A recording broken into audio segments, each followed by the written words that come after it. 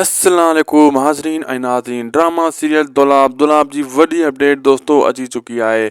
मां ॿुधाईंदो आहियां दोस्तों तव्हांखे हिकु ख़ूबसूरत ऐं प्यारी अपडेट, दिलचस्प अपडेट दुलाब ड्रामे जी। छा दुलाब ड्रामे खे दोस्तों तव्हां ज़रूरु इहो सोचे रहिया हूंदव छा 100 खां पहिरें ख़तमु कयो वञे पियो या 100 खां क़िस्तां वधायूं वेंदियूं, ऐं छा अचण वारा एपिसोड हाणे 75 ते ड्रामो दुलाब पूरो कयो पियो वञे।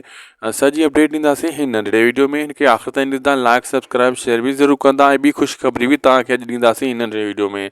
दोस्तों पहिरीं ॻाल्हि त दुलाब 100 खां अॻिते कोन वधाईंदा। 100 जेको आहे चयो वियो उते वाइंड अप कयो पियो वञे ऐं 100 खां पहिरियां बि कोन ख़तमु थींदो, 75 ते ई 100 ते वेंदो। बाक़ी ख़ुशख़बरी कहिड़ी आहे? ख़ुशख़बरी इहा आहे त वेरनि जी वस्ती ड्रामो तमामु जल्द हलण वारो आहे। हाणे कुझु ॾींहंनि जे अंदरि तव्हांजे साम्हूं जो प्रोमो अचण वारो आहे। इहा नई अपडेट असां वटि आई ऐं असां सोचियोसीं तव्हां सां शेयर कयूं ऐं तव्हांखे ज़रूरु ॿुधाए छॾियूं। बिल्कुलु दोस्तों इहा अपडेट असां जेका तव्हां सां शेयर कईसीं कुझु ॾींहंनि जे अंदरि इंशाअल्लाह वेरनि जी वस्ती ड्रामे जो प्रोमो तव्हांजे साम्हूं अचण वारो आहे। जहिड़ियूं ज़ालूं तहिड़ा मुड़ुस इन जो बि टीज़र तव्हां ऐं असांजे साम्हूं अचण वारो आहे। असांखे ॾींदा इजाज़त, लाइक सब्सक्राइब शेयर ज़रूरु कंदा असांजे हिन यूट्यूब चैनल खे। अल्लाह हाफ़िज़।